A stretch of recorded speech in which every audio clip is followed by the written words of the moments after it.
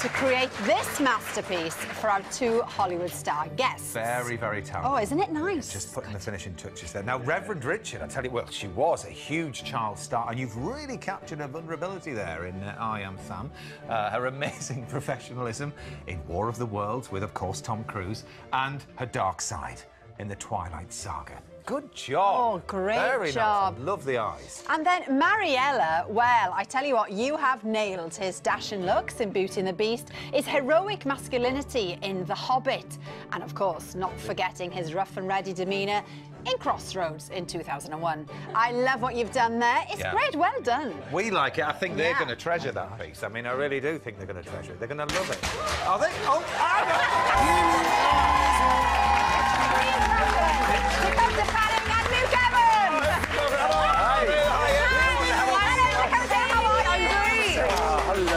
Hello, how are you? How Welsh is it about to go in here Very. right now? I can't help it. Every time we've got a Welsh guest, everybody goes, oh, you've gone so Welsh. You couldn't get more Welsh, though, could you? Well, you can't really get more Welsh than the face of Wales. It's a sore point. Don't even go. What's Face wrong? of Why? Wales? No, Well, you are. I've seen you on the adverts. I am in a way. Yeah, you are. Did they give you a ring for the face I was of too Wales? expensive, Matt. Oh. Wow. Not at all. But you've done a great job. I mean, everybody wants to come. Do they? Yeah, they do. Brilliant. Fantastic. Now, Dakota, you don't come to the UK very often, do you? Right. So well, I do for things like this. For things like this. Yeah, But are work. you going Just for to coming on the One Wales? Show. I would love to go to Wales. I've met Luke's parents and his cousin's wife, Yep. and I have to take you, though. You can't I go know. without I can't go without him. I mean, can't go without him. Aberbargoed you. All the is sights. ace. Yes. My mum and dad are watching tonight. Yeah. Hello, Luke's mum and dad. Well, Luke can take you when he's playing a little bit. We'll get onto that. I a little know. bit later Yeah, on, we'll won't talk we? more. If you like your dramas dark, gripping, spine-chilling, The Alienist could be your next binge watch. A toast to the beginning of a fruitful partnership. Let me introduce you to Dr. Laszlo Chrysler. I've read your work. I found it fascinating. Most of it. It's something new. Forensic science married with human psychology. I find the bones to be the most reliable witness, while my brother's more a man of the flesh. He needs the soft tissues. What if it's true? One man committed both murders. You run along home now, society-wide. Our task is to construct an image of the man, his habits, his appetites, and thereby capture him. That's a good intro. Nailed it, nailed it. So, you hear the title Alienist, you think sci-fi. You do? But that's not the case, Luke. No, it's not. Alienist was the old-fashioned term they gave to early psychologists. Oh, okay. People with mental health issues were alienated from society, and people that studied them and helped them were called alienists. Yeah. Not an alien in sight. No. So it's all set in New York in 1896. So, Dakota, tell us, set the scene. Who are you? Who's Luke? What happens? Okay, well, the alienist is played by Daniel Bruhl. Dr. Laszlo Chrysler is his character's name. I play Sarah Howard, who's the first woman to hold a position at the New York Police Department. She's the secretary to the police commissioner, who is Theodore Roosevelt, during this time.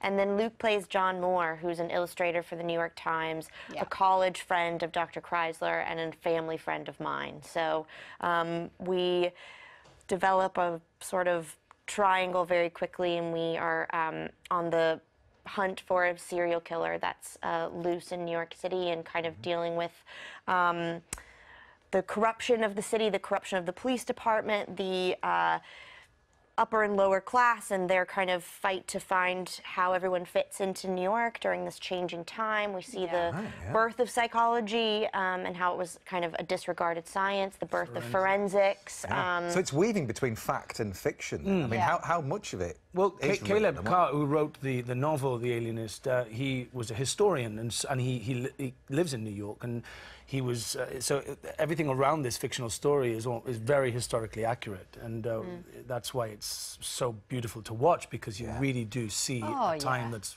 way gone. I mean, it looks quality, doesn't it? Like a lot of money's been spent on it. And you liken it to working with Spielberg because, I mean, you haven't done any telly, have you, for years and years and years and years? For a long Since time. Friends, no doubt. Well, yeah. Since Friends. Yeah, that's true. That's true, actually. And I guess some people's perception of telly-series would be something, you know, a lot cheaper than film. But, of course, things are changing now, aren't they? Yeah. And for you, this is up there with one of the best experiences, isn't it? It really was. I think that the sets that were built, the costumes that we got to wear, the props that we were handling, they were so authentic and so real and so grand in scale. The sets in particular, the backlot that was built and the built sets on the stages were some of the most beautiful and elaborate I've ever worked on. And I think, you know, I liken it to working with Steven because when you're working with Steven, you feel like you are working on a major production, you know, it's just there's an energy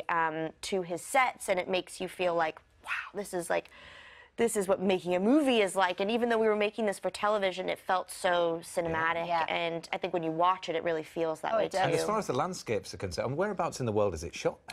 Budapest. Budapest, right. Yeah, Budapest. How was the time there then? Because you must have been there quite a while. We were there from March to September last year. Oh, so, terrible. Terrible. It was it was the summer months, which is always a good thing because it can get very cold there. It was boiling, yes. So, Budapest had its sort of moment almost the same time as New York's Gilded Age, and the architecture is quite similar, and the interiors like of Delmonico's, one of these big restaurants that still exists in New York City. We found this incredible place which looked so ornate it almost didn't look real, but we used a lot of interiors of real buildings in Budapest, and some of the streets which we recobbled and paid all the neighbors to stay inside their windows. That was really wonderful. We filmed in the Opera House. That was that really was special. yeah. And is it right, Luke, that this was perfect for you, really, because you did want to be a forensic psychologist when you were small? I mean, we've got a picture of you. That's how I want to be a Let's just be forensic clear, psychologist, isn't it? I wasn't wanting to be a forensic pathologist at 6. But it was such a good story. Stop it. It was like I was about 14. There's this morbid fascination with like death and Patricia Cornwell books and you know all those things. Silent Witness. That's the dark side of you. Luckily, we're out of time. Luckily. The Alienist is on Netflix from the 19th of April. Really worth a watch. I mean, would you be happy to let people drive your cars when you weren't using them? I mean, do you have cars? Yeah, I've got a car. You've got a car, yeah? I don't, because I live in New York, but I grew up in LA, so I guess I would just be worried about somebody getting hurt in my car, and as long as there was like a good paperwork. I actually already have a sort of thing already because I give my car to my dad. So what car do you drive, Luke? I drive an Audi.